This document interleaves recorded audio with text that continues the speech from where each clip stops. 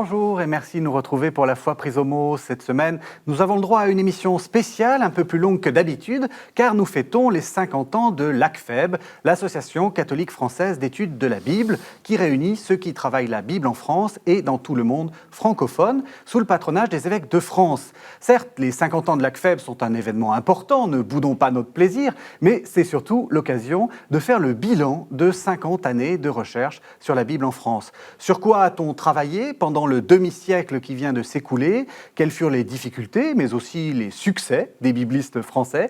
Et aujourd'hui, comment travaille-t-on la Bible? C'est les questions que je vais poser à mes invités. Alors, vous êtes 3, vous allez être 4. Il va y avoir un petit changement en cours d'émission, mais je commence par vous présenter. Christophe Rimbaud, bonjour. Bonjour. Vous allez rester toute l'émission. Oui. Vous avez de la chance. Ben oui, volontiers. Vous êtes maître de conférence à l'Institut catholique de Paris et vous êtes également vicaire général du diocèse de Tours, ce qui montre qu'on peut être bibliste et aussi avoir des responsabilités dans l'Église. Alors, Exactement. Vous avez écrit des choses, et ça aussi c'est très important pour bien comprendre ce qui se passe dans la Bible. Vous avez écrit des choses assez techniques, comme l'avènement de l'amour, c'est sur Paul de Tarse, n'est-ce pas? Exactement, l'Épître aux Romains. Et puis vous écrivez aussi, ça c'est intéressant, Prions en Église hors série, donc vous faites prier les gens avec la Bible. La Lectio Divina à partir de l'Évangile de Saint Jean.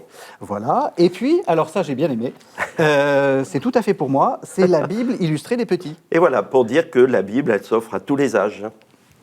Ensuite, Sophie Ramon, alors on vous a vu il n'y a pas très longtemps. Oui, c'est ça. Parce qu'on vous a déjà invité pour un livre sur les psaumes que je vais montrer immédiatement après. Alors pareil, tradition et transmission, quelque chose de très sérieux, hein, c'est des actes d'un colloque. Non, pas vraiment. C'est un collectif que nous avons écrit donc, avec les biblistes de l'Institut catholique sortant, c'est-à-dire ceux qui sont partis à la retraite. Il y a toute une génération qui est partie à peu près, n'est-ce pas, dans des années assez resserrées.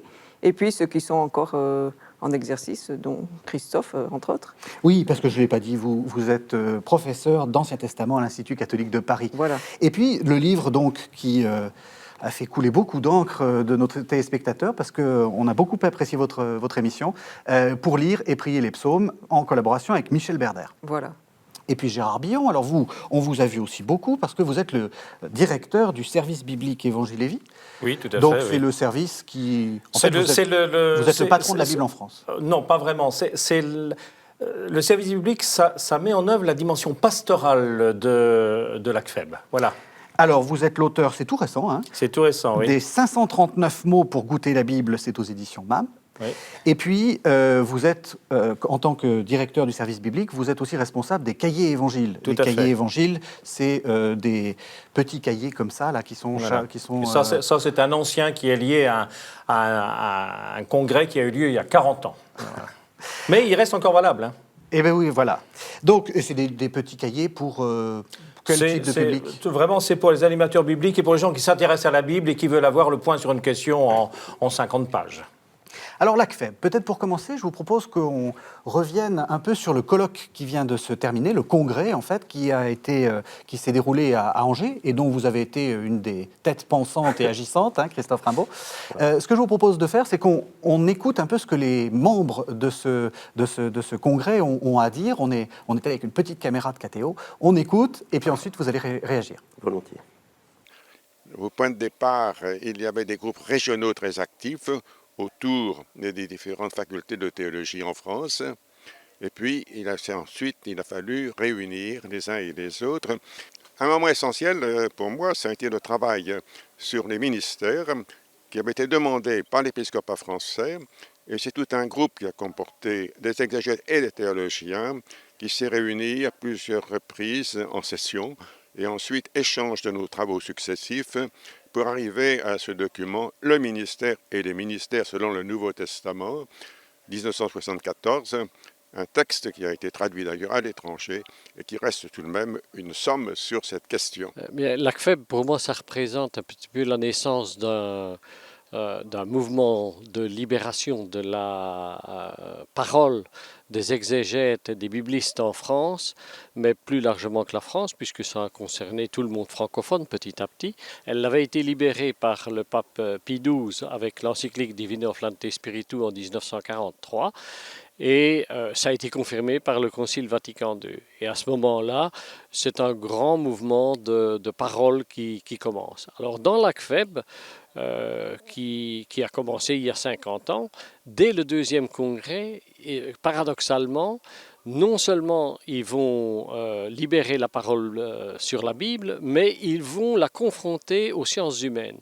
Dès le deuxième congrès, ils ont un congrès exégèse et herméneutique qui travaille sur et qui fait intervenir toute une série de gens qui, a priori, n'ont rien à voir avec le monde de l'exégèse. Donc, le moment important, c'est peut-être surprenant ce que je vais dire, hein, mais c'est ma première participation à un congrès de l'ACFEB en 89 à Toulouse, où là j'ai découvert, non plus simplement comme un universitaire qui l'a appris dans les livres, ce qu'a été l'exégèse et ce qu'est l'exégèse en dialogue avec d'autres. Et là c'est d'autant plus important pour moi qui vient vraiment d'un milieu protestant, qui est la dimension œcuménique de l'exégèse. S'il y a un lieu, je dirais pour moi, où l'écuménisme est une réalité, a toujours été une réalité, et l'est encore, et l'est toujours, malgré toutes les difficultés qu'il peut y avoir dans ce dialogue, c'est l'exégèse. C'est d'abord un lieu de rencontre amical entre biblistes passionnés qui sont capables de s'écouter les uns les autres, de se remettre en cause,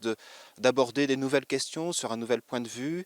Donc il y a ce côté amical, mais ce côté émulation intellectuelle et pastorale aussi, parce que finalement tout ça nous implique dans la vie quotidienne. Les évêques regardent avec intérêt leur travail et que c'est une mission dans l'Église et qu'ils ont besoin vraiment d'être compris. Une recherche suppose la liberté. Un exégète ne répète pas toujours ce qui a été dit. Hein. Pour que la recherche avance et l'approfondissement de l'interprétation se fasse, il faut que les exégètes aient une liberté. Depuis que je suis à l'ACFEB, il y a des générations qui se sont succédées. Et j'ai vu les jeunes loups du début devenir les vieux bonzes de la fin. Et puis de nouveaux jeunes qui remuent tout. Je vois aujourd'hui arriver une mode beaucoup plus piétiste, beaucoup plus théologie d'en haut, comme on dit, qui correspond aussi aux besoins des jeunes générations de se rassurer. Voilà. Alors, il y a tout ça à l'ACFEB et on vit. On vit tout ça. C'est une tranche de la vie de l'Église. Et de la vie du monde, parce que le monde évolue tout autour, quoi. C'est important qu'on continue à réfléchir et à penser le monde en français. Et là, c'est un danger, je dis toujours pour mes propres collègues québécois, vous écrivez mal en anglais, vous écrivez mal en français. Essayez de vous brancher et pourquoi pas réfléchir les choses en français. Et moi, c'est sûr que parfois il faut traduire les choses. Et je suis personnellement connu malheureusement des États-Unis seulement parce que j'ai fait traduire en anglais. Mais justement, ce qui les intéresse, les États-Unis, c'est les choses que j'apporte de l'exégèse francophone ou de la philosophie francophone. Et on fait un peu exotique parce que justement, si toutes les cultures se mettent à écrire en anglais, eh bien, ça va homogénéiser les choses. Et je pense que chaque langue est une maison qu'on habite et qu'on ne pense pas le monde de la même manière. La langue anglaise a son génie propre, la langue française aussi. C'est ce qui a motivé la fondation de l'ACFEB, c'est-à-dire avoir un soutien pour l'Église de France au niveau biblique. C'est-à-dire qu'on interprète la Bible en Église et il est important qu'il y ait une association qui prenne ça un peu à bras-le-corps, quoi. Eh bien les grandes questions qui se posent sur l'inspiration, par exemple, sur la résurrection, eh bien que cette association prenne ces thèmes-là et essaye de les honorer, voilà, sans dire la vérité sur chaque thème, mais en tout cas en essayant de creuser pour chaque moment. Voilà, donc 50 ans, les choses ont évolué, hein, ça continue à progresser, mais l'intuition est la même. Voilà, alors beaucoup de choses qui ont été dites. Ça va être difficile de faire une émission dans les temps. Je vais peut-être revenir à ce que le dernier intervenant a dit pour l'histoire de l'ACFEB. Il dit c'est un service d'église, il y a eu, donc c'est un soutien à l'église. On a eu l'impression quand même que pendant ces 50 dernières années, à un moment, les biblistes étaient un peu contre l'Église, ou disons que l'Église a été, pour eux, quelquefois une souffrance. C'est d'ailleurs ce que dit c'est ce que dit le Camille Faucon, par exemple, qui dit « penser librement », ça veut dire qu'avant, on ne pensait pas librement. Est-ce que c'est quelque chose de vrai, ou est-ce que c'est de la légende ? Ah non, alors vous savez, la légende c'est toujours quelque chose de vrai, mais c'est évidemment enjolivé ou magnifié. C'est-à-dire que avant la création de l'ACFEB, 1966, c'est juste après la fin du Concile Vatican II, et donc un document extrêmement important qui a été évoqué, c'est la Constitution conciliaire Dei Verbum, Constitution sur la parole de Dieu, qui a justement libéré le travail exégétique d'une part, et également la lecture de la Bible par tous les chrétiens. Et l'ACFEB s'est voulu, dès le point de départ, à la fois théologique, alors à la fois scientifique, théologique et pastoral. Ça, les pères fondateurs, Henri Cazelle, Pierre Grelot, Xavier Dufour, y tenaient absolument. Et pour eux, ça a été effectivement une grande libération par rapport à une période qui est celle de la première moitié du XXe siècle, dans laquelle il y avait un soupçon. Figurez-vous quand même qu'il y a 100 ans, dans les séminaires, dans la faculté, on était obligé, pratiquement obligé de croire au fait que Moïse ait écrit le Pentateuque. Donc voilà, aujourd'hui, on sait distinguer les différentes traditions qui irriguent le Pentateuque et on n'a pas la même conception un peu objectivante ou fixiste de l'inspiration. Christophe Rimbaud ? Moi, je suis tout à fait d'accord avec ce que vient de dire Gérard Billon, parce que ça montre bien la création de l'ACFEB, ça montre bien le souci d'aller plus loin, d'aller chercher plus loin dans la quête du message qui nous est donné à l'intérieur et au-delà du texte biblique. Et lorsque un des intervenants parlait de l'inspiration, par exemple, cette inspiration, on peut la percevoir, la recevoir, dans la mesure où on fait ce travail d'investigation, de recherche sur le texte. Et on utilise souvent l'expression, avec Vatican II, on passe d'un simple usage de la Bible à un travail du texte biblique. On travaille le texte biblique pour se laisser petit à petit travailler, façonner par la parole. Et donc, c'est ça cet enjeu que l'ACFEB accompagne, oriente par ses recherches, ce passage du texte biblique à la parole. Alors on a entendu, sœur Sophie Ramon, on a entendu des accents différents et on a entendu qu'il y avait des exégètes catholiques manifestement et des protestants. Est-ce que pour vous, ce côté international, c'est important dans votre travail quotidien ? Est-ce que lorsque vous prenez un livre, vous vous demandez s'il a été écrit par un anglophone ou un francophone, ou s'il a été écrit par un exégète d'origine catholique ou d'origine protestante ? Alors, je crois qu'on a des approches des textes bibliques qui sont variées, effectivement, selon notre lieu d'origine, notre appartenance confessionnelle. Ça, je crois, on ne peut pas le nier. Je crois que c'est Elian Cuvillier qui, dans la vidéo, disait que l'exégèse était un lieu de dialogue. Et ça, je crois que c'est vrai qu'on l'expérimente au quotidien. On travaille avec les protestants très, très facilement, par exemple. Alors après, je pense qu'on peut penser les choses aussi en termes de complémentarité. De toute façon, c'est aussi, qu'on soit un homme ou qu'on soit une femme, c'est une approche différente du texte. Donc toute cette diversité d'approches me semble particulièrement intéressante et diversité qui tient aussi au lieu d'origine. Et c'est vrai aussi qu'on peut défendre, je crois qu'il faut défendre une exégèse francophone qui est peut-être un peu moins visible dans le monde d'aujourd'hui où on tend à être un peu dominé par l'anglais, où on est aussi invité à écrire en anglais. Mais voilà, je pense qu'aussi dans sa langue natale, on s'exprime avec un peu plus de nuances et qu'il faut que nous continuions à promouvoir cette exégèse francophone, qu'elle ait lieu au Canada, qu'elle ait lieu en Belgique, en France, en Afrique, enfin tout le monde francophone. Je préciserai bien vous venez de parler de dialogue. Vous pouvez la tutoyer, tout le monde se tutoie. Oui, bon, tu viens de parler de dialogue parce que je crois qu'effectivement, une des originalités, me semble-t-il, de l'exégèse francophone, c'est d'être au croisement de différentes méthodes.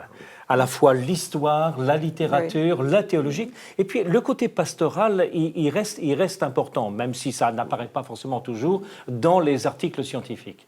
Voilà, croisement des méthodes littéraires. Moi, je suis heureux de participer à toujours ces congrès. Le dernier qu'on a eu, que Christophe a piloté sur Saint-Paul, qui était sur la façon dont les lettres de Paul nous parlent du Christ, de Jésus-Christ, a bien montré que chacun des exégètes, eh bien, il avait sa manière de traiter la question. On n'a pas une unification de ce qu'il faut faire ou de ce qu'il ne faut pas faire. Au contraire, cette grande liberté est extrêmement intéressante quand nous-mêmes, après, on veut travailler. Alors, on va faire un peu d'histoire. On avait déjà commencé des méthodes pour honorer ce que j'ai dit au début, c'est-à-dire on va essayer de voir un peu quelles sont les évolutions dans la Bible, dans l'étude de la Bible aujourd'hui. Alors, est-ce que vous êtes d'accord pour dire que, à l'origine, quand même, l'ACFEB, c'était plutôt des méthodes historiques, et que d'ailleurs le problème biblique, si on peut dire la question biblique, comme on peut dire, c'est une question historique au début? Ah bah, tout à fait. Et il y avait deux grands chantiers, mais ça c'est depuis le 19e siècle. C'est le Pentateuque, alors j'ai parlé de Moïse tout à l'heure, et puis deux, c'est l'historicité de Jésus, de ses miracles et de la résurrection. C'est les deux grands chantiers du 19e et du 20e siècle. Et l'ACFEB s'en est saisi dès le point de départ. Sans hésiter d'ailleurs, c'est important de dire que c'est un peu courageux aussi de la part des fondateurs de l'ACFEB d'avoir osé se saisir de ces questions dès le départ. Dès le départ. Et sans se cacher, en abordant réellement les questions de l'articulation entre la foi, la science, mais tout ça au service justement d'une démarche spirituelle et de recherche à travers les textes bibliques. Actuellement, on en est où ? On va commencer peut-être par l'Ancien Testament, le Pentateuque. Vous enseignez l'Ancien Testament. Sur les 50 ans, qu'est-ce que vous diriez où on en était au début et où on en est aujourd'hui ? Ah oui, pour le Pentateuque, il y a eu de gros bouleversements, dont sans doute le congrès de 95 de l'ACFEB a été le témoin en quelque sorte, puisque en fait ce qui a beaucoup influencé et dominé dans la recherche sur le Pentateuque, c'est la dite théorie documentaire, en fait qui a été surtout connue à travers Wellhausen, les travaux de Wellhausen. Donc la théorie documentaire, elle disait que le Pentateuque a été formé à partir de 4 documents, donc de 4 trames narratives, si on peut dire. Le yaviste, l'éloïste, alors ça c'est à partir des titres divins qu'on voit apparaître dans les textes du Pentateuque, le deutéronomiste et le sacerdotal. Bon. Donc on a tenu pendant longtemps cette position et je pense qu'on doit pouvoir encore continuer à la lire dans quelques ouvrages. Elle a été d'ailleurs proposée par Henri Cazelle dans son introduction à l'Ancien Testament de 1973. Oui. Et cette théorie va connaître de grands bouleversements, va être discutée. Bon, on ne peut peut-être pas retracer ici toute l'histoire des mutations et des critiques qui ont été adressées à cette théorie. Disons que, donc c'est un peu ce qui a été l'objet du congrès de 95, cette remise en cause de la théorie documentaire. Que vous pouvez nous remontrer, Gérard, le congrès de 95, donc c'est dans la collection Lectio Divina. Voilà, où on découvrait que le document éloïste, peut-être il n'existait pas, que le yaviste, il ne fallait peut-être pas le faire remonter à Salomon, à l'époque de Salomon, que peut-être il présupposait la connaissance du document deutéronomiste, enfin de multiples remises en cause qui, je crois, pour les biblistes qui participaient au congrès ont été un vrai bouleversement. Et théorie qui aujourd'hui donc Aujourd'hui, vous en êtes où ? C'est-à-dire quand l'étudiant vous pose la question comment la Bible a-t-elle été écrite, enfin l'Ancien Testament a-t-il été écrit, vous dites quoi ? Alors, d'abord, ce qu'il faut dire, c'est qu'il n'y a pas véritablement de consensus ou de grand système qui soit venu remplacer en quelque sorte la théorie documentaire. Alors, il y a des points d'accord, c'est-à-dire il y a des... Voilà, on peut imaginer qu'il y a deux courants, le sacerdotal et le non sacerdotal, mais une fois qu'on a dit ça, évidemment, on n'a pas dit grand-chose. Et puis peut-être le retour sous certains aspects plutôt à une théorie dite des fragments, c'est-à-dire qu'on imagine à l'origine du Pentateuque des unités littéraires qui ne constituent pas en tant que telles une longue trame narrative. Et donc ensuite, ces unités ont été assemblées par différents courants jusqu'à ce qu'on aboutisse au Pentateuque dans la forme que nous lui connaissons aujourd'hui. Peut-être c'est un peu simplifié, mais... Ça, c'était pour l'Ancien Testament. Ensuite, vous avez parlé, Gérard, du Nouveau Testament en disant le Jésus historique. Alors, je me tourne vers le néo-testamentaire. D'où on part, où on en est? En fait, le premier congrès de l'ACFEB a abordé la question de la résurrection du Christ, le numéro qui est là, que Gérard Billon montre, oui. la résurrection du Christ et l'exégèse moderne. La grande question qui a été posée, c'était d'ailleurs à Angers, Tout à fait. 50 ans avant le congrès que nous venons de vivre. En fait, la question qui se posait, c'est tous les remous qui avaient été lancés par d'abord la quête de la vie de Jésus, fin 19e siècle, puis après la question, vraiment le pavé dans la mare qu'avait mis Boutman, Vrede, sur la question de est-ce qu'on arrivera un jour à constituer, à retrouver des informations sur le Jésus de l'histoire. Qui était Jésus? Qui était-il? Quelles informations avons-nous? Et en fait, eh bien, ces auteurs ont dit non, nous n'y arriverons pas. Ce qu'on connaît de Jésus, c'est ce que les premières communautés, les communautés primitives, nous en ont dit. Autrement dit, il laisse entendre qu'il y a une sorte de filtre. Et on connaît plutôt ce que ces communautés veulent nous transmettre de lui que l'accès à Jésus historique. C'est ce qu'on appelle la première vague, la première quête du Jésus de l'histoire. Et puis petit à petit, ça s'est affiné en travaillant justement des paraboles, en travaillant les miracles de Jésus, en travaillant d'autres passages des évangiles. Et en fait, dans les années 1980 à 85, on a commencé dans une troisième quête du Jésus de l'histoire à resituer ce qu'on connaît de Jésus dans son univers juif, le judaïsme palestinien de la période de Jésus, en quoi cela nous permettait de mieux comprendre le Jésus-Christ, le Jésus qui vient de nous parler en tant que Christ. Et de fait, avec les analyses socio-historiques, les analyses socio-linguistiques et autres, nous avons pu avancer dans cette recherche sur qui est Jésus-Christ pour nous, sans chercher forcément à reconstituer Jésus de l'histoire. Alors là aussi, la question piège. Quand un étudiant vous dit « Oui, mais est-ce que Jésus a existé? Est-ce que c'est un personnage historique ?» Qu'est-ce que vous répondez? C'est un personnage historique dont nous connaissons l'enseignement et le message à travers les différents chemins qui nous sont donnés dans la Bible, dans les évangiles, dans les lettres. N'oublions pas que nous avons 4 portraits de Jésus. C'est intéressant de se dire, tiens, si nous avons 4 évangiles, c'est parce que les évangélistes ont cru bon et nécessaire de donner plusieurs accès à ce Christ, à ce Jésus-Christ. La manière dont Paul, le premier auteur chrétien, élabore justement dans ses lettres une christologie. Il nous montre en fait plusieurs trajectoires, c'était le titre du congrès, trajectoire christologique des épîtres pauliniennes. C'est pour nous montrer en fait que, en fonction des communautés, en fonction de ce qu'elles vivaient, en fonction des questions qu'elles portaient, le Christ vient les rejoindre avec tel ou tel aspect de sa personne, de son mystère et de son message.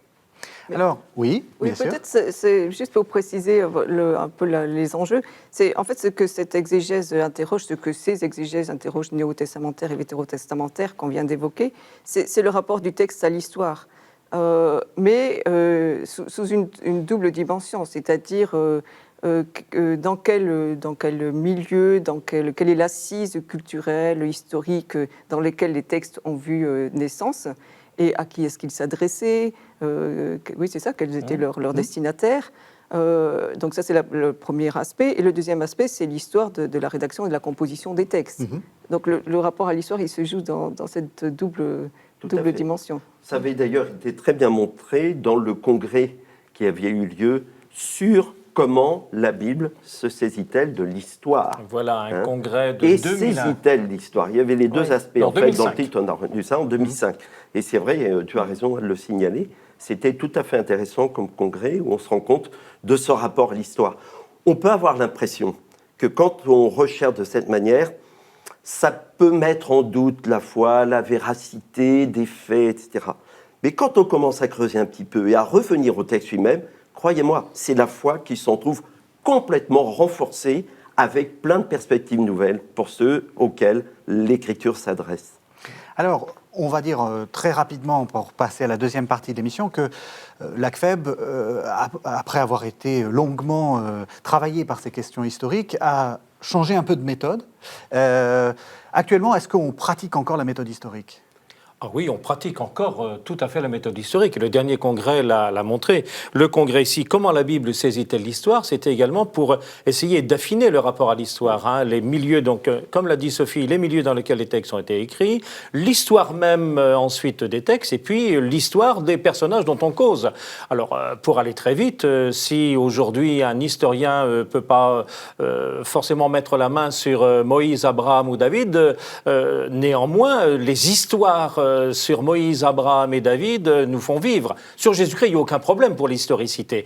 Mais c'est les récits qui nous font vivre. Hein. Et l'attention, dès le deuxième congrès quand même, dont je crois que c'est Camille Faucon en a parlé là dans le petit film, l'attention à la diversité des sciences humaines, les approches des sciences humaines, ont fait jaillir dans l'étude de la Bible que finalement ce qui comptait, c'était la façon dont nos ancêtres, les premiers témoins, les prophètes, les apôtres, nous ont transmis leur foi et qui nous fait vivre également dans notre foi. Et parfois la perturbe, mais parfois également l'enrichit. Alors je vous propose qu'on retrouve donc le colloque d'Angers, le congrès d'Angers, pour un deuxième petit tour de table, si on peut dire, justement sur ces questions de méthode d'analyse littéraire. Pour moi, ce qui caractérise l'exégèse d'aujourd'hui, c'est la plurivocité des méthodes. C'est que précisément, il n'y a plus une méthode, si tant est qu'il n'y en ait jamais eu qu'une, pour lire la Bible et pour mieux la comprendre. Et pour moi, cette plurivocité, avec les débats, parfois vifs, parfois passionnés qu'elle engendre, est vraiment importante. La Bible traverse des champs disciplinaires ou relève de champs disciplinaires très divers, de l'histoire, de l'archéologie, de la littérature, de la linguistique, de l'esthétique, et puis il y a tout le domaine de sa réception dans les arts, dans la culture, etc. Et il est très important que tout ceci puisse se déployer. C'est cette dynamique, moi, que j'aime, ce déploiement multiforme. J'ai l'impression que la méthode historico-critique a été beaucoup critiquée il y a maintenant plusieurs... disons qu'on en a perçu les limites à la génération d'exégètes précédents, qui ont donc voulu plutôt exploiter la méthode narrative. Mais maintenant, on perçoit aussi les limites de la méthode narrative. Je pense que ce qui émerge aujourd'hui, c'est la nécessité de conjuguer les deux méthodes et toutes les autres possibles. C'est jamais la méthode qui doit avoir le dernier mot. En plus, il y a des modes littéraires dans la recherche. Donc pour s'en défaire, il faut faire dialoguer toutes les méthodes. Avec bien sûr, et évidemment, la méthode historico-critique comme garde-fou. C'est déjà une approche plus littéraire, je dirais même poétique du texte. Mais en anglais, on dit close reading, donc une lecture attentive, une lecture qui fait attention aux mots, à l'enchaînement, au rythme du discours, etc. Donc, je bricole un peu. Il y a des éléments rhétoriques, par exemple, je lis une lettre de Paul, mais il y a des éléments épistolaires, donc comment on écrit une lettre dans l'Antiquité. Mais je ne suis pas très historique dans mon approche. C'est sûr que je prends en compte le contexte global, que tout ça, ça vient du 1er siècle. On est chanceux pour le Nouveau Testament parce qu'on en est sûr. On est sûr et certain. Donc, il y a un contexte culturel global. Mais je suis attentif au texte, puis à son rythme et aux figures qu'il génère lui-même. Bien sûr que tout un chacun peut ouvrir la Bible, mais à un moment donné, quand on veut partager les résultats de sa lecture avec d'autres, il faut pouvoir les objectiver. Donc ça demande effectivement l'apprentissage de méthodes de lecture qui permettent précisément ce partage de résultats d'interprétation. Notre lecture de la Bible est rajeunie aussi par la liturgie. J'ai toujours été très attentif dans mon enseignement à ce rapport entre la liturgie et l'exégèse. Il faut travailler la Bible, c'est-à-dire qu'il faut la lire et la lire pour ce qu'elle est, dans son contexte, et vraiment en travaillant les mots parce qu'on ne sait pas lire. On ne fait que reporter, c'est le texte miroir, en général le miroir vous renvoie à ce que vous êtes. Or là, il faut vraiment travailler le texte pour lui-même. Donc, plein de méthodes sont possibles, j'en ai pas une qui prédomine. L'essentiel est de travailler le texte lui-même. Voilà, alors on a entendu ces différents participants et nous accueillons quelqu'un qui vient nous rejoindre. Catherine Vial, bonjour. Bonjour. Vous êtes professeure d'Ancien Testament à l'Institut catholique de Lille, pardon, Oui, de Lille. avec tous ces gens qui travaillent à l'Institut catholique de Paris. En fait, il y a aussi des gens en province qui travaillent la Bible, n'est-ce pas? Dans tous les instituts catholiques. Dans tous les instituts catholiques. Et vous particulier à Lille. Vous êtes mère de famille. Mais oui. Donc il y a aussi des laïcs qui Eh ben travaillent la oui, Bible. ça Et vous arrive. aussi, alors vous travaillez des choses assez différentes parce que voilà, vous nous avez amené votre thèse, qui est un livre sérieux, hein, si j'ose dire, une analyse comparée d'Esther dans le texte massorétique et dans la Septante. Donc là, on sent que c'est du lourd, si je puis dire. Mais vous faites aussi des colloques à l'Université catholique de Lille. Par exemple, ce colloque-là, où on voit que vous parlez des évangiles de l'enfance. Vous avez coordonné, hein, Oui, tout à fait. Alors en plus, c'est une production à la fois de la faculté de théologie de Lille et de l'ACFEB Nord, en fait. Voilà. Donc de la régionale Nord de l'ACFEB. Oui, on n'a pas eu l'occasion de le dire, mais l'ACFEB est organisé, c'est un peu une entité fédérale, si on peut dire. C'est organisé en plusieurs associations, et il y a une fédération de ces associations. Voilà. Et puis, toujours dans vos différents travaux, vous avez parlé de sagesse biblique et mission. Oui. Voilà. Et puis, toujours comme les autres, vous ne répugnez pas à une certaine forme de vulgarisation, pour parler de choses un peu plus légères. Et puis alors ça, j'adore, hein, l'arbre dans la Bible. Et il y a beaucoup d'arbres dans la Bible? Ah oui, il y en a beaucoup. En fait, on peut faire une traversée de toute la Bible, ce que je fais, donc de la Genèse à l'Apocalypse. C'est aux éditions Nouvelle Cité. Voilà, alors on a entendu hein, dans cette boucle, comme on dit techniquement, sur les différentes méthodes, que, comme l'a dit l'un d'eux, j'adore cette expression, on bricole. On bricole, mais il y a quand même une grande vague qui est en train de monter depuis quelques années, c'est la vague des méthodes d'analyse littéraire dont vous faites partie, Catherine Vial. Pour vous, c'est quoi une analyse littéraire de la Bible ? Alors déjà, on va dire que l'analyse littéraire va se baser sur le texte dans son état actuel. Donc non pas en cherchant à reconstituer l'histoire du texte, en essayant de voir l'époque à laquelle il a été écrit et puis de reconstituer les différentes phases de sa rédaction, mais on va partir d'un texte, de quelque chose qui nous est transmis, à savoir le texte biblique, et on va étudier ce texte et voir en quoi ce texte-là fait sens. Et donc, on va étudier l'intrigue, les personnages, le point de vue qui a été choisi pour le raconter, et donc tout ce qui est mis en œuvre, en fait, pour que le récit passe auprès d'un lecteur, je dirais. Par rapport à ce que vous nous avez expliqué, Sœur Sophie Ramon, est-ce qu'il y a une vraie différence ? Parce que vous avez quand même commencé à nous dire, oui, mais on s'occupe aussi des lecteurs, du contexte. C'est quoi la différence ?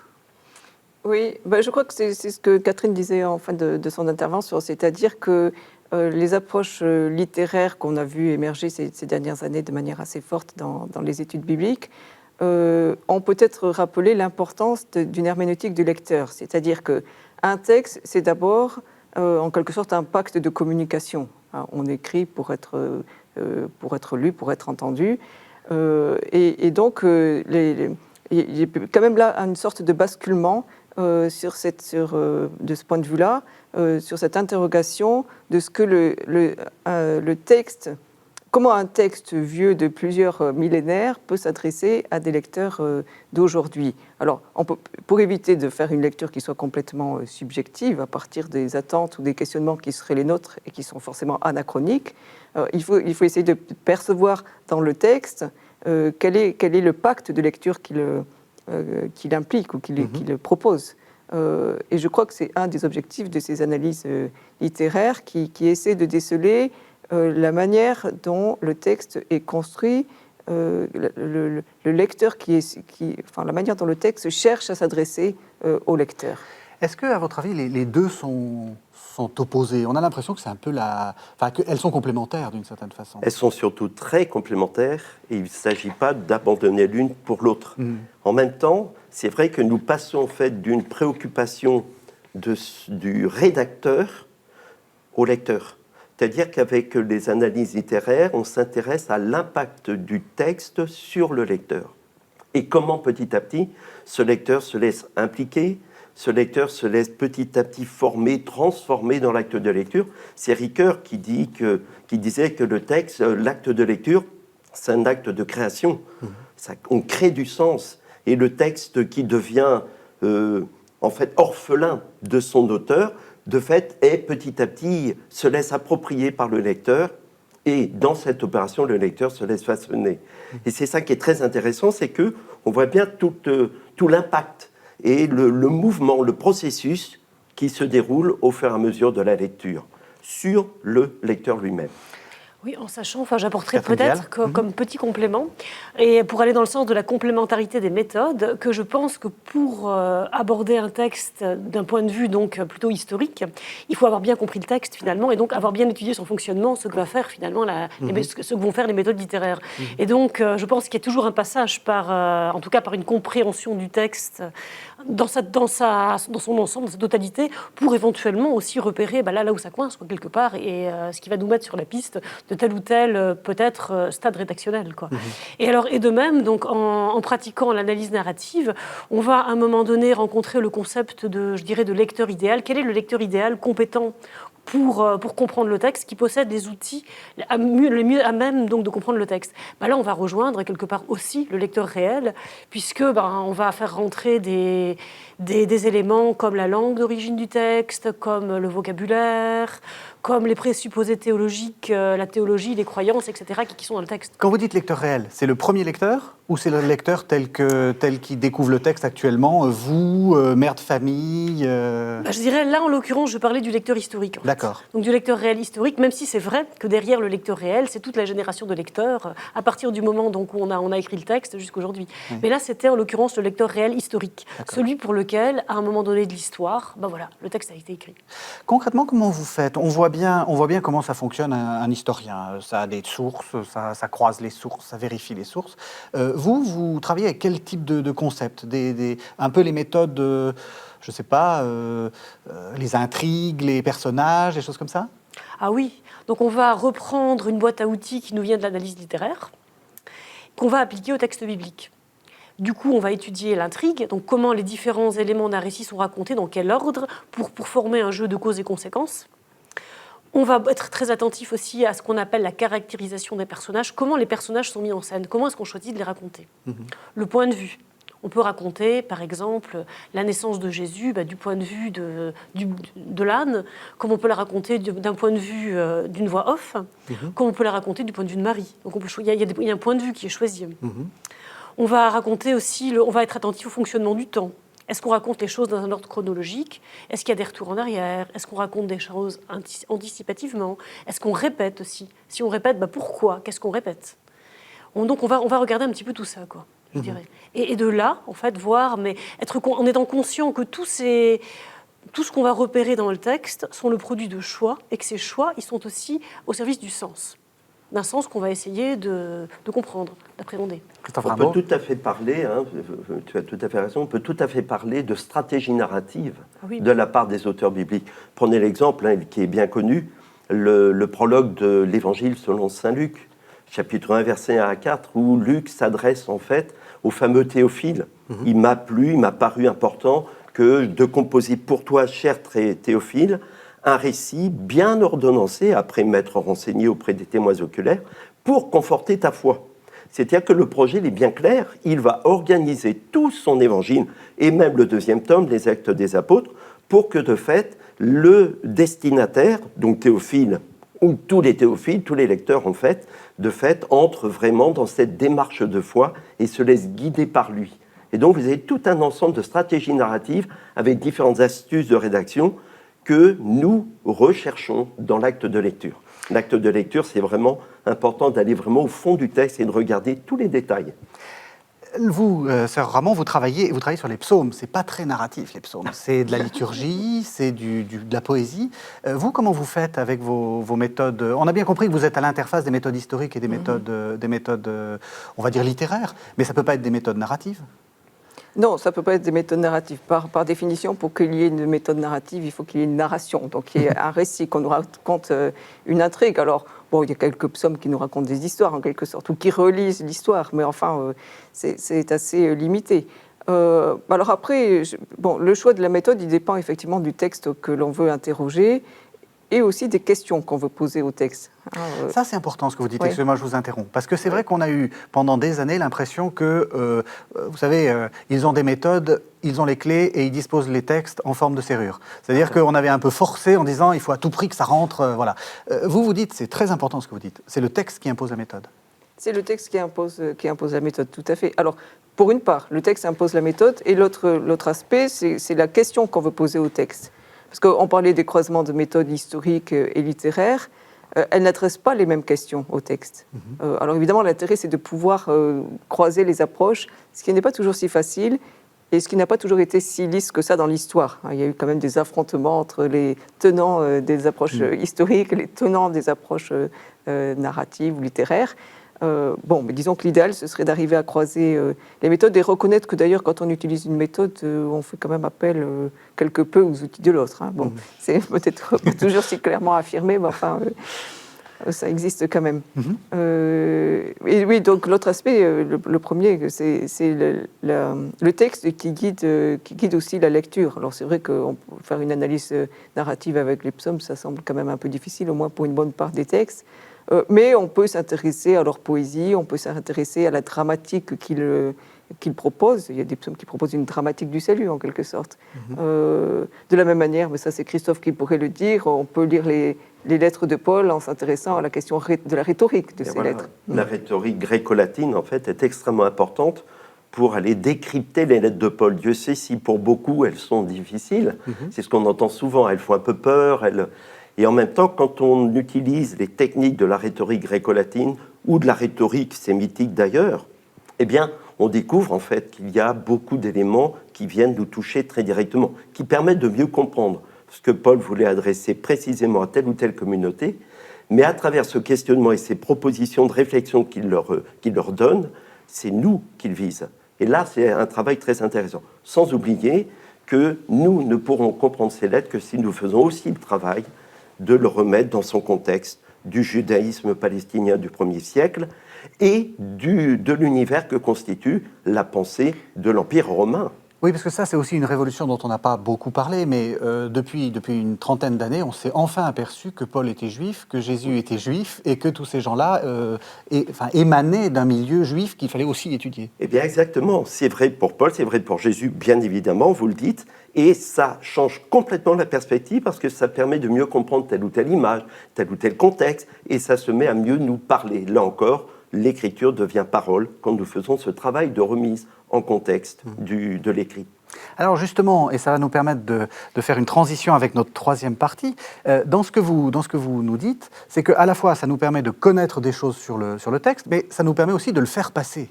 Ce que vous dites, Catherine Vial, c'est que vous, finalement, quand vous faites votre analyse littéraire avec les intrigues, les personnages, c'est un peu comme si vous démontiez l'histoire. De la petite histoire que nous racontent Luc, Matthieu, etc. Donc finalement, c'est plus facile pour comprendre ce qui est en train de se passer. Est-ce que vos méthodes d'analyse littéraire servent aussi à faire passer la Bible? En gros, est-ce qu'elles ont aussi un enjeu pastoral? Ah bah oui, puisque quand même le but d'une analyse exégétique, enfin à mon sens en tout cas, c'est quand même de mieux comprendre le texte. Sinon, ça ne sert à rien, ça a un côté un peu gratuit quand même. Donc c'est de mieux comprendre le texte. Alors, entre spécialistes, certes, mais idéalement, c'est vrai que si en plus ça peut aider à faire mieux comprendre le texte parmi le grand public, c'est l'idéal quand même. Et donc, de fait, mes collègues et moi-même sommes souvent quand même attentifs aussi à ce qu'il y ait des retombées aussi au niveau du grand public, je dirais. Alors, vous allez nous quitter, Sophie Ramon. Vous aussi, c'est important, comment dire, pas simplement ce discours pour les spécialistes, mais aussi pour le grand public.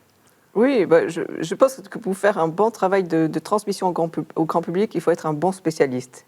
Parce qu'il faut arriver à dire des choses qu'on estime justes. Après, on peut toujours se tromper, mais enfin des choses qu'on estime justes, avec la difficulté après de pouvoir le remettre dans des mots simples. Mais je crois que c'est notre préoccupation à tous. La série de livres que vous nous avez montré tout à l'heure en nous présentant les uns et les autres, je pense que le manifeste C'était fait exprès. assez clairement. C'était fait exprès, c'est parfait. Parce que si nous faisons de l'exégèse pour rester dans un débat de scientifiques, effectivement, ça a un intérêt qui reste assez limité. Il faut donner le goût de la parole de Dieu. Voilà. Moi, je voudrais prendre un petit exemple. Tout à l'heure, il était question de la recherche de l'intrigue, par exemple. Alors, ça peut paraître en effet technique, on va travailler le texte de très près. Si on prend un exemple, par exemple, Jean chapitre 6, le récit connu de beaucoup de la multiplication des pains. L'intrigue, on pourrait se dire, Jésus a multiplié les pains, donc l'intrigue est résolue, le problème est résolu par le fait qu'il a multiplié les pains, ça a été distribué à tous, et de fait, tout le monde a mangé à satiété, il y avait même des restes. Oui, sauf qu'il y a derrière une deuxième intrigue. Et c'est là le travail au service de l'intelligence de la foi pour tous, c'est qu'après, nous avons à la fin de ce passage, la question, la foule voulait reconnaître en Jésus, d'abord qu'il avait fait un miracle, donc un signe, voulait reconnaître ensuite qu'il était prophète, donc un peu à l'image des prophètes, mais aussi de Moïse dans l'Ancien Testament, et la foule voulait faire de Jésus son roi. Et Jésus fuit, il échappe à ça. Donc une deuxième intrigue, c'est à travers ce récit qui ne doit pas être enfermé dans le fait lui-même, dans le récit qui pourrait être pris comme une anecdote, en fait, un récit de miracle. Il y a une autre intrigue, c'est qui est-il celui-ci qui se révèle à travers les signes? Et là, pour le coup, nous, lecteurs, nous sommes impliqués dans cette question que nous révèle ce fait de la multiplication des pains sur l'identité de Jésus, qui pour le coup est un mystère. Il nous entraîne bien au-delà de la simple conclusion selon laquelle c'est un faiseur de signes ou de miracles. C'est pour cela qu'il y a dans la suite l'épisode de la marche sur la mer, et puis le fameux long discours sur le pain de vie pour essayer de nous faire entrer dans tout ce mystère de l'identité de Jésus-Christ. Dans tout ça, c'est de moi dont on parle. Eh bien voilà, c'est de moi dont on parle, et c'est moi qui suis invité à me poser la question, qui es-tu, toi, Jésus-Christ, pour moi aujourd'hui? Quelle relation me proposes-tu? Quel chemin me donnes-tu pour que je avance vers toi, vers la rencontre de toi-même, de moi-même et des autres? Excellente transition pour la troisième petite boucle, comme on dit. On retrouve nos participants au congrès d'Angers, cette fois-ci pour parler du service à l'Église. Je pense qu'on ne peut pas la lire sans tenir compte de l'auditoire devant lequel on travaille. Moi, j'ai toujours animé des groupes bibliques et je pense que ce contact avec de ceux qui sont là, comme nous, à l'écoute, est extrêmement productif. La parole de Dieu nous aide à être objectifs finalement face à l'Évangile et de ne pas faire subjectivement ce qui pourrait nous plaire selon nos sensibilités, mais de revenir finalement à un point essentiel qui nous rassemble, qui est Jésus-Christ. Je pense que c'est bien qu'il y ait des lieux effectivement œcuméniques où l'on peut, entre protestants et catholiques, se rencontrer, débattre sur les mêmes textes et précisément objectiver nos lectures. Quand je vois des adultes là, qui se préparent à être responsables d'art sacré dans leur diocèse et qui tout d'un coup redécouvrent les textes qu'on leur fait voir, justement en particulier avec l'analyse narrative, je leur donnais un cours sur l'art de raconter dans la Bible, et vous voyez les visages qui s'illuminent et qui... Alors, quel bonheur pour un exégète. Je travaille dans un sanctuaire, donc je passe beaucoup de temps dans le confessionnal. Et c'est là que ça rejaillit, c'est-à-dire quand il y a les questions des gens, les questions très pratiques, là il y a des paroles de la Bible qui me montent aux lèvres. Et vous savez, quand on confesse, on sait des fois pas trop quoi dire, et on n'a pas trop envie de dire d'ailleurs, parce que c'est pas le lieu. Mais alors pouvoir donner une parole biblique à quelqu'un par rapport à son cheminement, et surtout par rapport à l'action de la miséricorde, là je trouve que c'est... Enfin voilà, moi ça me remplit de joie, et je crois que là je suis en plein dans mon ministère. Voilà, donc excellente transition vers cette partie. On vous retrouve, Gérard Billon. Oui, vous êtes toujours directeur du service Évangile et Vie. Voilà, et ça. j'avais oublié de le dire, vous êtes aussi prêtre du diocèse de Luçon. Tout à fait. Voilà. En paroisse, dans une paroisse à Saint-Martin-des-Monts, au bord de la mer. Ah, vous avez de la chance. Alors, on revient donc sur ces questions. Si je vous dis que votre métier, c'est à la fois d'enseigner, d'animer et de prier, est-ce que ça vous va? Oui. Enfin, oui, je trouve tout à fait. Alors, on va prier regarder... et faire prier. Oui. Hein. On va essayer de regarder les trois. D'abord, enseigner, est-ce que pour vous... c'est quoi pour vous enseigner, Catherine Vial? Enseigner, eh bien, je dirais que c'est transmettre une partie alors d'une part des connaissances, c'est clair, et puis alors aussi introduire, donner des outils aux étudiants pour qu'eux-mêmes puissent aborder le texte biblique. Je dirais que c'est vraiment pour moi deux pôles vraiment importants, quoi. Transmettre des connaissances et donner des outils. Et alors ces outils, c'est ceux de l'analyse narrative, puisque j'ai la chance d'animer un séminaire de second cycle où j'introduis les étudiants aux outils de l'analyse narrative à travers des lectures de textes. Donc concrètement, ils travaillent les textes. Et alors également à travers les langues anciennes, puisque je donne aussi cours d'hébreu à Lille. C'est important ce que vous dites, parce qu'on a l'impression que le prof, c'est l'ancienne représentation du prof qui donne son cours magistral. Et donc, une fois qu'on a terminé le cours magistral, en fait, on n'a rien appris. Ou alors on a appris plein de choses, mais on ne sait pas quoi en faire. Apprendre la Bible, c'est aussi apprendre à utiliser la Bible.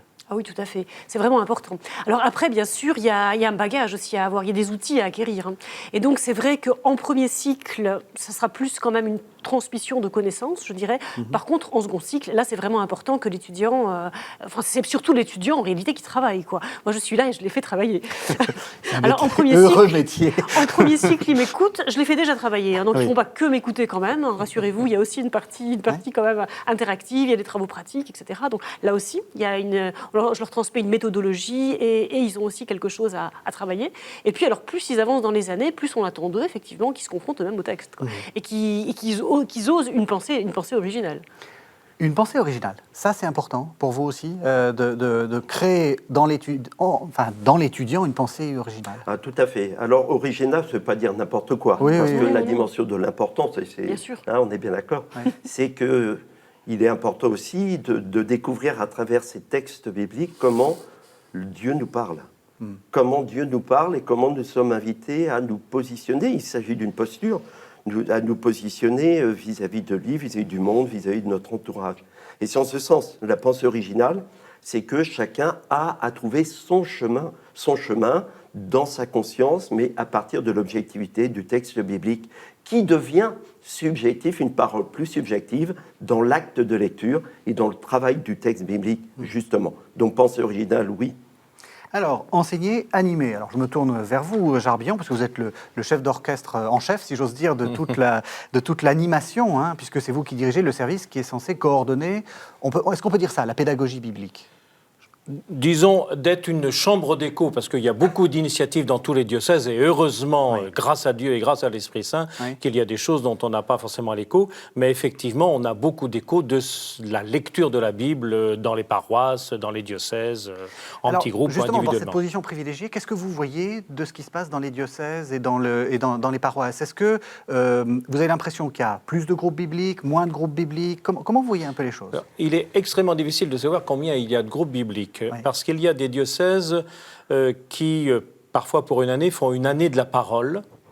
Et vous pouvez avoir 300, 400, 500 groupes qui se mettent en chantier. Je ne sais pas, Christophe, dans ton diocèse...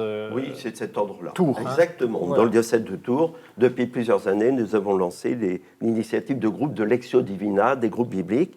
Et c'est vrai qu'il y a plusieurs centaines de groupes qui fonctionnent. Cela dit, nous n'avons pas des statistiques très précises, mais ils sont toujours là et ces groupes se renouvellent et perdurent. C'est ça qui est superbe. Dans mon diocèse, il y a eu des années qui étaient liées à un synode diocésain dans lequel il y a eu une lecture continue de l'évangile, des actes des apôtres. Et ça s'est fait suivant une petite méthode, d'ailleurs, qui nous vient des études littéraires. Pouvoir observer le texte, pas le subjectiver, pas se lancer d'abord dans le texte, mais selon finalement ce que nous ont appris les pères de l'Église, Origène, c'est-à-dire on observe d'abord, on voit ce qu'il y a, les personnages, les intrigues, on goûte, et puis ensuite, tiens, on médite, il y a une chose qui nous a retenu, tiens, il faut peut-être essayer de la creuser, et puis enfin, dernière étape, on va prier, c'est-à-dire qu'après avoir parlé du texte, on va parler à Dieu avec nos propres mots passés par les mots du texte biblique. Et il y a une espèce de dialogue qui se fait entre le texte biblique qui porte la parole de Dieu et puis notre expérience à nous, et nous proposons nos paroles au Seigneur. Alors ça a été pareil, on a eu des centaines de groupes dans les 2 années où il y a eu la lecture des Actes des Apôtres. Il y a maintenant des maisons d'évangile. Alors je suis incapable de dire dans mon diocèse combien il y en a, mais il y en a plusieurs dizaines des maisons d'évangile où on se retrouve autour de l'évangile de l'année pour essayer, pareil, d'observer, de méditer et de prier. Alors, question difficile, Catherine Vial. Ils ont dit prier, prier. Vous êtes laïque, donc eux, c'est des prêtres, donc c'est leur métier d'une certaine façon. Ah, ça, vous c'est êtes... drôle, ça. Oui, je fais un peu de provoque.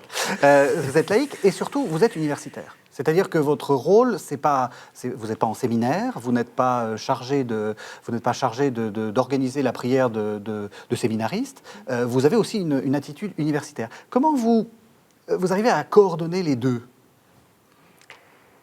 Les deux quoi ? Entre une attitude,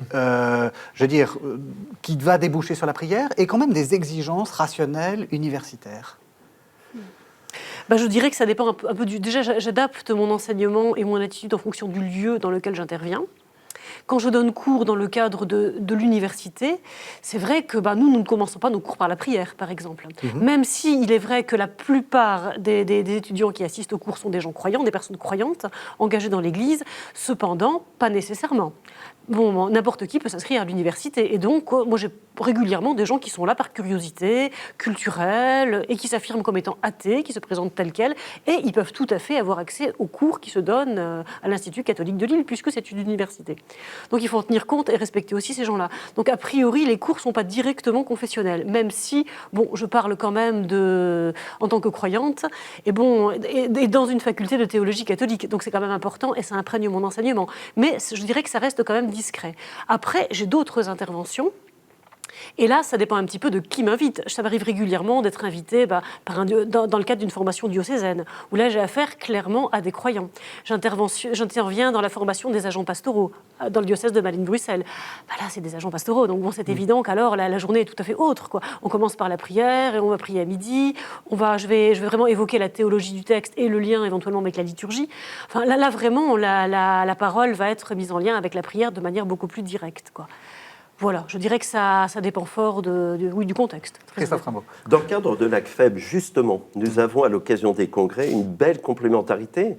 Des universitaires interviennent avec une dimension extrêmement technique et j'ose dire scientifique, parce que le travail biblique, il est de nature scientifique, mais cela concerne les universitaires, mais aussi des animateurs de groupes bibliques ou des personnes qui sont dans des groupes bibliques, qui ne sont pas spontanément, systématiquement des scientifiques, et qui se rendent compte qu'à travers cette recherche scientifique émerge la parole. Et c'est l'ouverture à la prière, c'est l'ouverture à la méditation, ça donne beaucoup de clés pour qu'émerge la parole en chacun. Donc c'est vraiment un excellent lieu où justement le travail scientifique est au service de la parole pour tous. J'ajouterais une petite chose, et qui est une originalité de l'Action catholique française pour l'étude de la Bible. Donc l'ACFEB, c'est qu'il y a à la fois des membres actifs qui sont des professeurs d'université. Nous le sommes tous les trois ici. Et puis, il y a les membres associés qui sont des animateurs bibliques. C'est-à-dire qu'évidemment, ils ne connaissent pas admirablement le texte hébreu ou bien le texte grec, ils n'ont pas fait toutes des études de type historique ou bien ils n'ont pas forcément une maîtrise absolue de toutes les méthodes littéraires, mais ce sont des passionnés de la lecture biblique. Et je les ai entendus au congrès d'Angers sur Saint-Paul, même des conférences de très haut niveau les ont absolument passionnés. D'abord, parce que la passion, c'est quand même... À part nous, on est passionné, je veux dire, la moitié du travail est fait. Puis dans la plupart des groupes bibliques, c'est ça. Mais distinction entre membres actifs et membres associés. Et dans notre association, il y a des membres associés et des animateurs bibliques. Angers, il y avait des jeunes qui avaient entre 20 et 30 ans, par exemple. À la fois, il y avait les grands, les bonzes, comme disait Jean Rouquette tout à l'heure. Et puis, il y avait les jeunes loups. Les jeunes loups, peut-être. Oh là, c'était des agneaux. Et à chaque congrès de l'ACFEM, nous avons le souci que des ateliers soient proposés à dimension plus directement pastorale. Ça, c'est vraiment important. Par exemple, là, le congrès d'Angers sur Saint-Paul, nous avions un atelier sur la place de Saint-Paul dans la catéchèse, et Dieu sait si elle est bien faible. Et comment, de fait, nous pourrions avancer un petit peu plus pour que Saint-Paul trouve enfin sa place dans la dans les ateliers de catéchèse. Je vais revenir sur ce que disait Jean Rouquette. Il disait aussi, oui, alors les choses ont un peu changé. Il y a beaucoup de gens qui veulent se faire rassurer avec des méthodes. Voilà. Est-ce que vous sentez ça? Il a dit un adjectif qui est peut-être un petit peu excessif. Il a dit piétiste. Oui. On peut peut-être s'en distancier. Est-ce que vous sentez ça? Est-ce que vous sentez qu'il y a aussi des publics qui, face à vous, se sentent un peu inquiets parce que la Bible, ça fait perdre la foi? Ah oui. Oh, tout à fait, oui. Assez curieusement, enfin, dans les groupes bibliques que j'anime, et puis j'anime également des groupes d'animateurs bibliques, les gens qui participent aux groupes bibliques actuellement, ce sont des gens, comme on dit, d'un certain âge, c'est-à-dire qu'ils ont la cinquantaine et parfois au-delà. Mais les jeunes générations, et il y a sans doute de diverses raisons à cause des obligations de type familial ou professionnel, sont beaucoup moins présents dans ces groupes de partage. Alors il y a actuellement des choses comme le parcours alpha, par exemple, qui permettent, qui n'est pas biblique comme tel, qui est plutôt catéchétique, mais dans lequel c'est irrigué par la lecture de la Bible. Mais je sens effectivement que chez les jeunes, parfois des questions de type historique, donc on a évoqué, ou une technicité de nos méthodes, ça fait un peu peur. Voilà. Ça c'est vrai, je le sens. Et alors, qu'est-ce qu'on fait? Moi, je trouve d'abord que c'est toujours important que nous rappelions que la lecture de la Bible nécessite d'abord une lecture qui ne soit pas paresseuse. Ce que je veux dire par là, il faut toujours chercher à comprendre plus, à aller plus loin dans le texte, et ça, quel que soit le niveau. Quel que soit le niveau, même sans avoir fait d'études du tout, c'est important de se dire, tiens, je vais lire le texte avec un petit peu plus d'attention, je vais aller regarder les notes, les Bibles ont souvent des notes, je vais aller regarder l'introduction, et je vais être dans une posture de curiosité. C'est ça déjà, respecter le texte biblique, le prendre et l'accueillir comme tel, sans forcément être tout de suite gêné par les recherches trop scientifiques qui pourraient faire peur pour certains. Et ça évite justement quelques lectures un petit peu au pied de la lettre, pour ne pas dire fondamentaliste. Et ça, il faut vraiment se méfier de cela. Et les études bibliques sont justement là pour que le texte soit respecté et préservé de ce qui pourrait être une dérive de ce type-là. Vous aussi, vous êtes sensible à ça? Mais moi, j'ajouterais, quand je suis confrontée à des personnes, ça arrive, qui ont peur de l'exégèse parce que ça risque de leur faire perdre la foi. Alors je leur dis, non, ça ne fait pas perdre la foi, ça fait tomber des idoles. Parce que si vraiment la Bible est parole de Dieu, c'est pas en l'approfondissant que vous allez perdre la foi. Tandis que c'est contradictoire, c'est pas possible, c'est pas logique. Donc si vous approfondissez vraiment avec des outils adéquats la parole de Dieu, au contraire, vous allez approfondir votre foi. Et s'il y a quelque chose qui tombe, ça sera les idoles, ça sera les fausses images de Dieu. Donc allez-y, quoi. Je peux citer un grand ancêtre, alors qui n'est pas français, qui est le cardinal Martini. Le cardinal Martini, on le sait, dans sa cathédrale de Misan, avait lancé, alors devant un public, de la Lectio Divina pour tous. Le cardinal Martini est quelqu'un qui avait été formé dans l'exégèse historique et critique. C'était même un grand spécialiste des manuscrits. Il a fait partie d'une édition scientifique des textes du Nouveau Testament. Et il était capable de faire et d'amener son public de jeunes dans sa cathédrale qui était remplie, à la fois à partir de petites notations de critiques de manuscrits, ou bien de personnages, ou bien de grandes intrigues, ou bien d'idées. Donc la spiritualité ou la piété se nourrit également de toutes les recherches, quelles qu'elles soient. Alors, il y a néanmoins une petite cassure.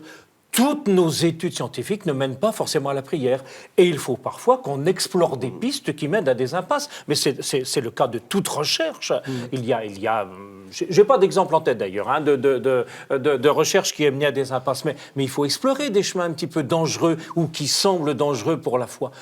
Nos grands ancêtres qui ont dit, écoutez, voilà, c'était peut-être pas Moïse, l'auteur du Pentateuque. Je veux dire, Bossuet, à l'époque, il en a eu des cheveux blancs. Oui.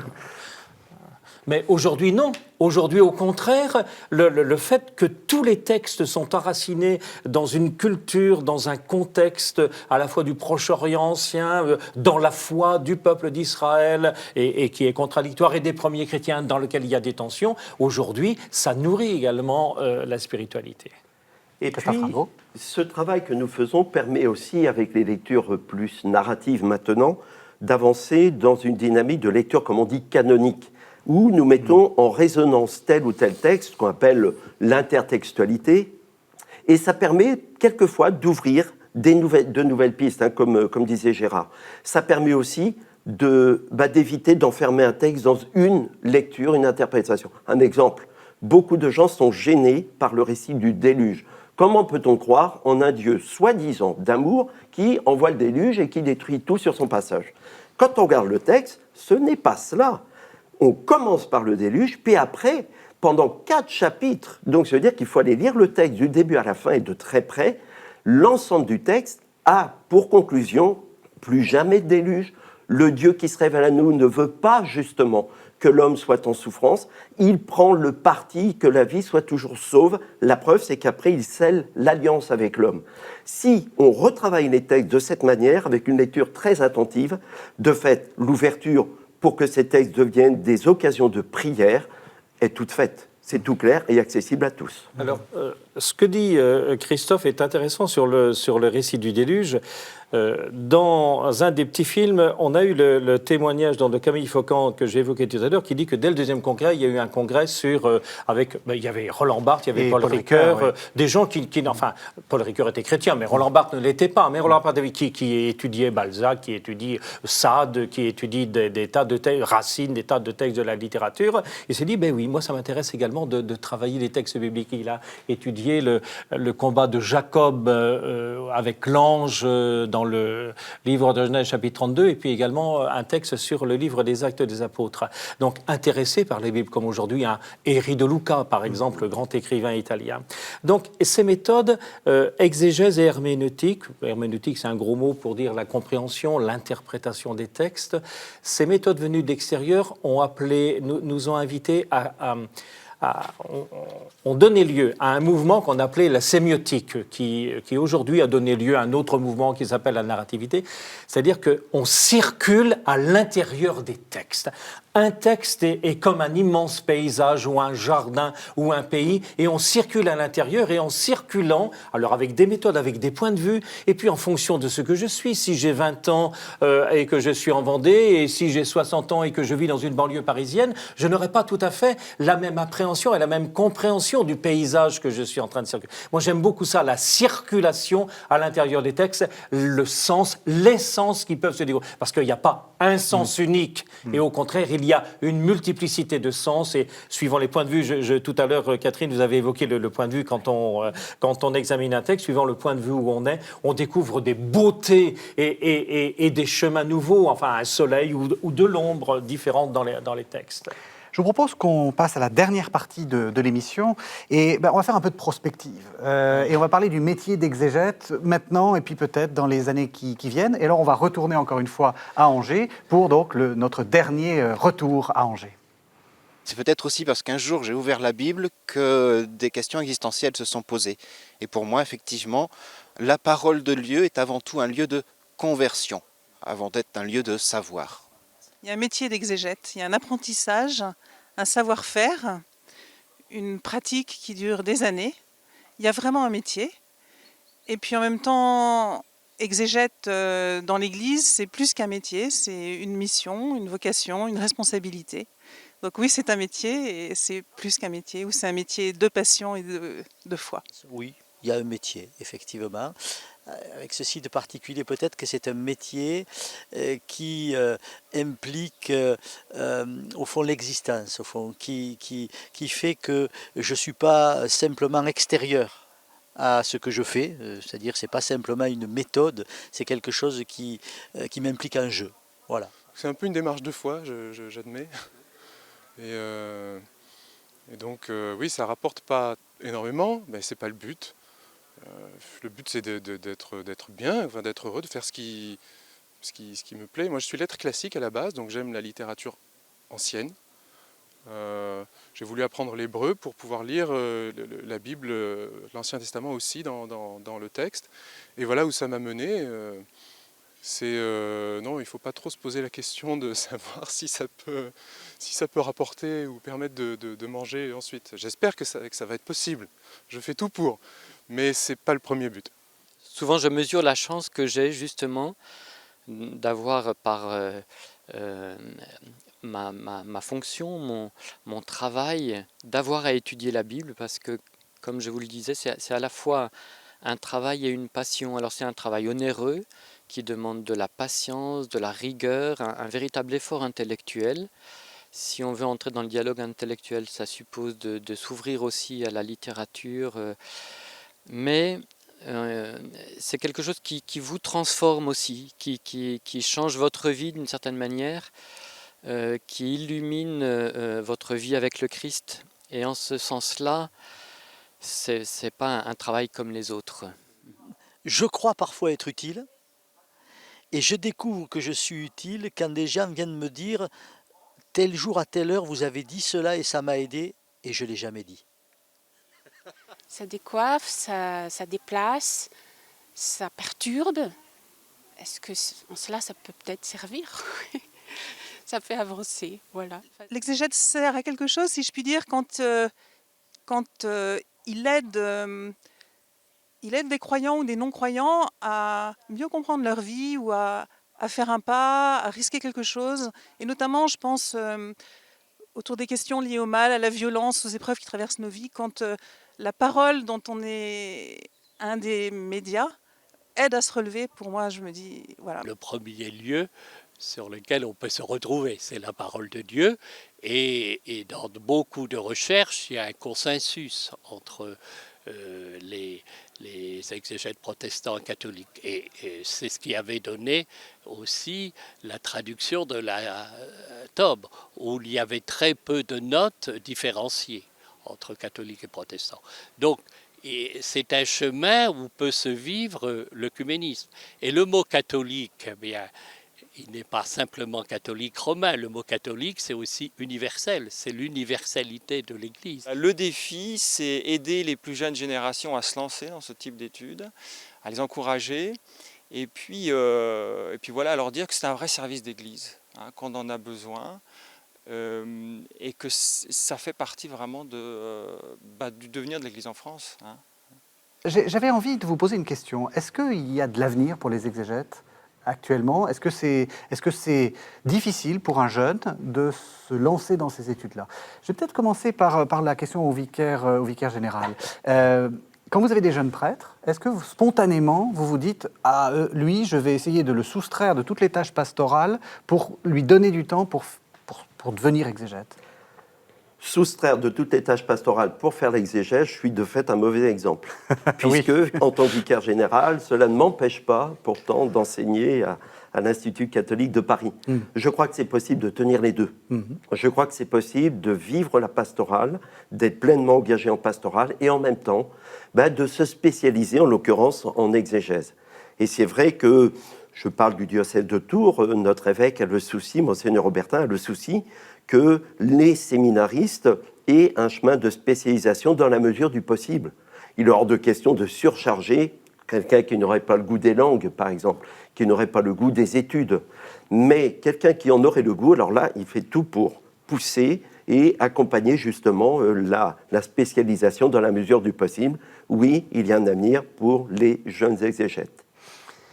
Catherine Vial, vous êtes laïque, j'ai dit, vous êtes mère de famille. Est-ce que ça a été facile de devenir professeur à l'Institut catholique de Lille ?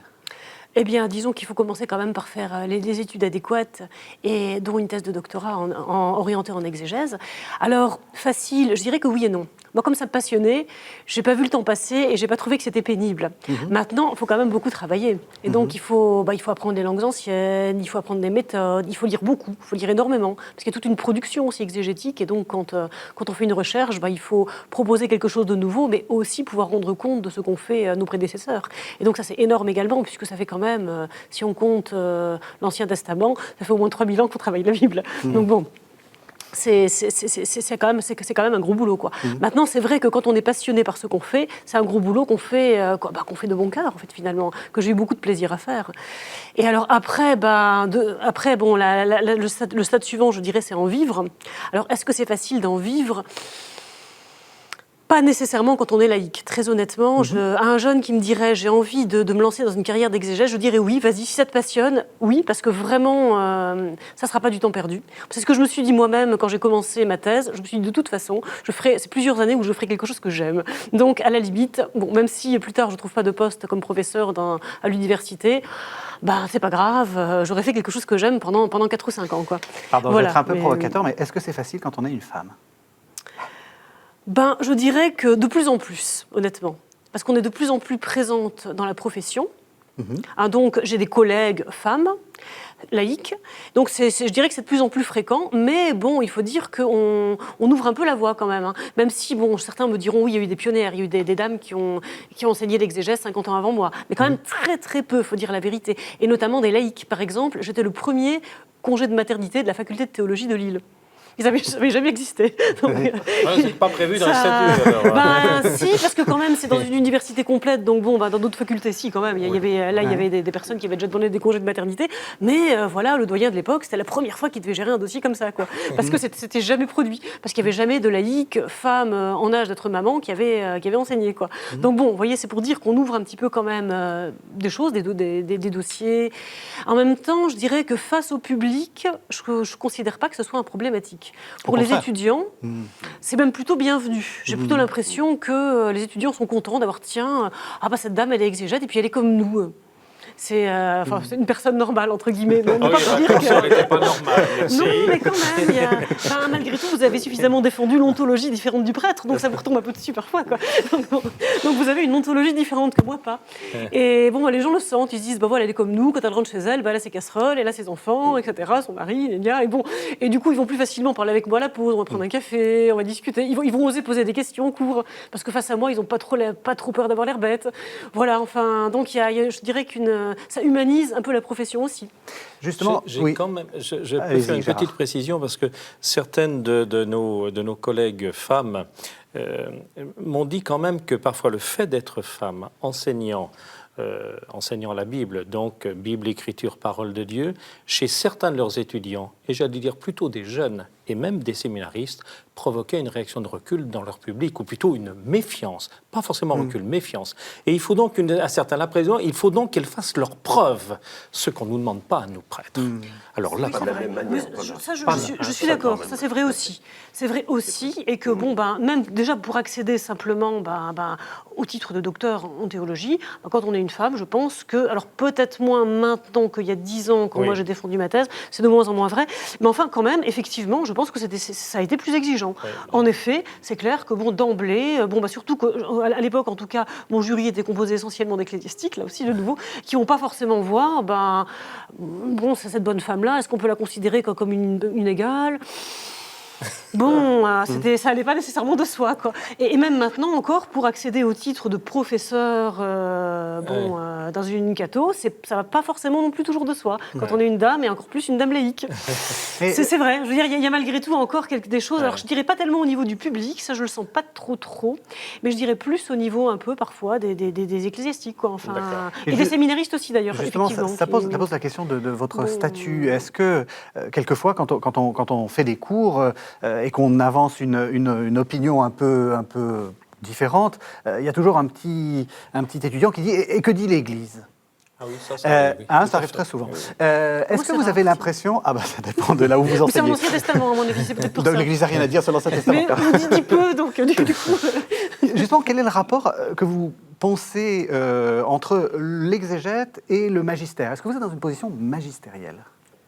D'une certaine manière, oui. Même si la dimension scientifique oblige à être toujours sous le mode du questionnement et de la recherche. Ça, c'est vrai. Mais en même temps, quand on prend conscience que les textes bibliques sont eux-mêmes la tradition, les textes, ce sont des messages qui ont été mis par écrit, transmis et gardés, préservés pour que, de fait, ça puisse servir la propagation du message divin. De fait, nous sommes dans une logique de tradition. Et de fait, nous sommes dans une logique d'écoute du magistère, bien évidemment, et de transmission du magistère. Mais est-ce que l'Église dit beaucoup de choses sur la Bible ? Comment ? Est-ce que l'Église dit beaucoup de choses sur la Bible ? Parce que c'est ce que les étudiants ont comme impression, c'est qu'il y a une interprétation reçue. Est-ce que vous êtes d'accord avec ça ? Elle dit beaucoup de choses, l'Église, sur la Bible, et elle a beaucoup recours, elle se met à l'écoute de la Bible. Et en ce sens, je ne vois pas forcément de grandes contradictions, qu'après il puisse y avoir des débats, des nuances. Au contraire, c'est là que ça devient riche, c'est que le texte biblique entre, une fois qu'il est travaillé, interprété, il entre en débat. Mais le magistère soutient le travail d'interprétation. 1993, le document de la commission biblique pontificale, dont le président était le cardinal Ratzinger, le futur Benoît XVI. De fait, a publié le document bien connu qui s'appelle l'interprétation, bien connu de nous, mais au-delà des exégètes aussi, l'interprétation de la Bible dans l'Église. Et je trouve que c'est vraiment intéressant de voir que nous avons bel et bien notre lieu, le lieu d'existence de l'exégèse dans le magistère. Vous avez le synode sur la parole qui a eu lieu en 2008 avec la publication de l'exhortation apostolique post-synodale, Verbum Domini, qui vient bien montrer cette préoccupation de l'Église dans le travail d'interprétation biblique. Moi, je trouve ça très intéressant que la Bible trouve vraiment toute sa place dans le magistère. Gérard Billon, oui. Ah oui, tout à fait. Dans le document que vient d'évoquer, dans le document de 1993, l'interprétation de la Bible dans l'Église, la présentation de l'ensemble des méthodes, des chemins de recherche, il est présenté. Il n'y a qu'une voie dans laquelle la Commission s'est engagée en disant le fondamentalisme strict, c'est un suicide de la pensée. L'expression, elle est dedans. Et quand même, le fondamentalisme, parfois, c'est toujours une espèce de danger qui guette non seulement les évangéliques, hein, et pas tous les évangéliques, encore une branche, mais également certains catholiques. Hein. Ça, c'est sûr. Et avant même de parler de fondamentalisme, il y a aussi le stade du littéralisme, où on prend au pied de la lettre tel ou tel passage du texte biblique. C'est dangereux, parce que là, pour le coup, on lui fait dire n'importe quoi. Donc c'est vraiment important, hein, ce travail, tu as raison, hein, très très important. Et l'Église met bien en garde par rapport à ce type de lecture. Et les sciences bibliques sont là pour éviter justement ces dangers. Il y a dans le document d'exhortation post-synodale, après le synode de 2008, donc Benoît XVI, Verbum Domini, il y a une très belle formule à l'intérieur qui est il faut passer de la pastorale biblique, donc qui est liée aux éditeurs. Il en faut, grâce à Dieu, et tous les livres que nous écrivons, ça fait partie de la pastorale biblique. Il faut à l'animation biblique de la pastorale. C'est-à-dire que la Bible, que la parole de Dieu dans les Écritures soit présente dans l'ensemble des dimensions, pas simplement dans la catéchèse ou dans les groupes bibliques ou dans la liturgie, mais également, y compris dans les lieux de décision de type administratif, de type financier, dans les conseils de paroisse. Désormais, il y a quand même un énorme progrès depuis 20 ans. Moi, je ne connais pas de rencontre importante de type pastoral, que ça soit dans ma paroisse ou que ça soit à un niveau diocésain, qui ne commence par se mettre à l'écoute de la parole de Dieu. Et pour la spécialisation, si vous me permettez, nous avons parlé ici comme enseignants ou chercheurs, il y a les professeurs d'université, les professeurs de séminaire, mais je crois qu'il y a également un corps d'animateurs bibliques, qui ne connaissent pas encore une fois forcément le grec et l'hébreu, et qui eux ne sont pas payés pour ça. Ce sont des bénévoles. Comme l'Église fonctionne beaucoup sur un bénévolat, c'est-à-dire la passion que l'on peut avoir. Et les animateurs bibliques, il y a une façon de conduire un groupe, de faire jaillir, de faire circuler la parole et de faire jaillir la parole. C'est un métier, même si c'est un bénévolat. Exactement, animateur biblique, c'est un métier. Le rapport au magistère nous limite à la sphère catholique. Oui. Mais n'oublions pas non plus que dans le travail biblique, nous avons aussi le travail en commun avec nos frères protestants en particulier. Et c'est vrai que c'est extrêmement intéressant de voir comment justement ce travail s'enrichit, ce travail de recherche et d'interprétation s'enrichit de l'apport de nos frères protestants dans toute leur diversité d'ailleurs. Et là, pour le coup, ça ouvre les perspectives. On arrive à la fin de l'émission et j'ai envie de vous faire un peu de prospective. Comment vous verriez ou vous voyez le futur des études bibliques ? Donc, on fête les 50 ans de l'ACFEB. Dans 100 ans... on ne sera peut-être pas tous là. En tout cas, moi, je ne compte pas y être. Mais dans 100 ans, qu'est-ce que vous aimeriez qu'il se passe et qu'est-ce que vous sentez monter ? Petit silence. Petit silence. Oui, silence évocateur. Oui. Moi, je dirais la passion de la Bible.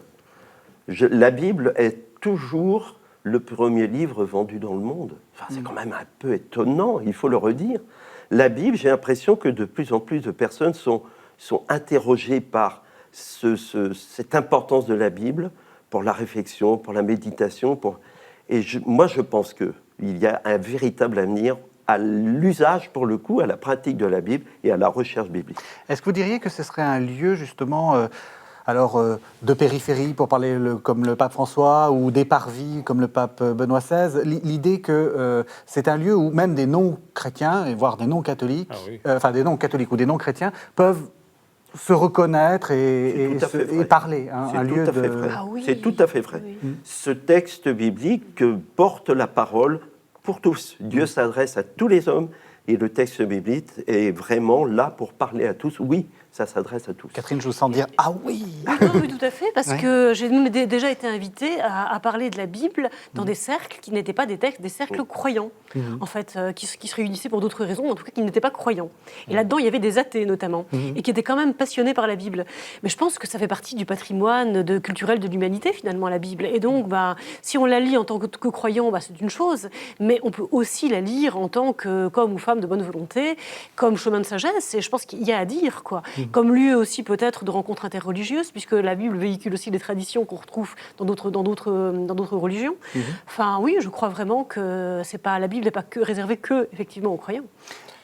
Alors, Prospective. Pour la prospective, oui. Mais je me dis, moi, dans ma propre histoire, j'ai eu des gens qui ont été les jeunes loups des années 70 et qui sont devenus maintenant les bonzes, mais ils m'ont beaucoup appris, ces gens-là. Et puis, j'ai eu la chance, parmi ceux qui sont interviewés, et l'un ou l'autre se reconnaîtra, j'en ai eu comme étudiants. Et ceux-là, quand ils auront mon âge vénérable, puisque j'ai 60 ans, ils en ont 2 fois moins maintenant, ils auront également, ils auront peut-être parmi leurs collègues, plus jeunes collègues, des gens auxquels ils auront su donner le goût de la Bible ou développer ce qui en eux était le goût pour l'écriture et la parole de Dieu. Donc, de ce point de vue-là, je suis confiant, mais il ne faut pas quand même se leurrer. À la fois le cercle des professeurs, d'une part, et le cercle des animateurs, d'autre part, se rétrécit. Je ne crois pas qu'il va vers le point zéro. Je l'espère tout au moins. Sinon, je ne crois plus en l'Esprit Saint et je crois en l'Esprit Saint. Bon. Mais quand même, il se rétrécit. Et donc, qu'est-ce qu'il faut faire ? Il se rétrécit tout simplement parce qu'également le peuple chrétien se rétrécit. Oui, c'est mathématique d'une certaine façon. Donc c'est pas un scoop. Oui. Mais en même temps, le corps des professeurs et le corps des animateurs bibliques, et y compris dans les maisons d'évangile ou bien dans les groupes, vous avez également des non-croyants qui participent parce que c'est parfois par relation de voisinage. Et les gens sentent qu'il y a dans la Bible des choses qui intéressent l'homme et tout l'homme, pour prendre une expression facile. Que ça... Si Dieu nous parle, et ça c'est le croyant qui parle, si Dieu nous parle à travers les Écritures, Dieu nous parle de l'homme. Et ça, tout homme peut l'entendre. Sur les méthodes, on a parlé méthode historique, méthode narrative ou méthode littéraire. La prochaine, c'est quoi ? Moi, je pense qu'on va quand même vers une plus grande complémentarité. Ah oui. Parce qu'il me semble que dans les professeurs qui nous ont formés, il y a eu d'abord la génération historico-critique, et puis, moi qui vivais toujours et qui enseignais toujours quand même au début de mes études, donc, puis alors tout narratif, mais qui ne voulait plus entendre parler d'historico-critique. Et puis alors, il me semble que maintenant, on a tendance un peu à combiner les deux, à avoir plutôt la complémentarité. Donc ça, je pense que c'est un point, quand même. Alors après, je pense aussi que, moi en tout cas, au niveau des outils que j'utilise, de plus en plus vers de l'informatisation. Moi, je travaille de moins en moins en bibliothèque, personnellement.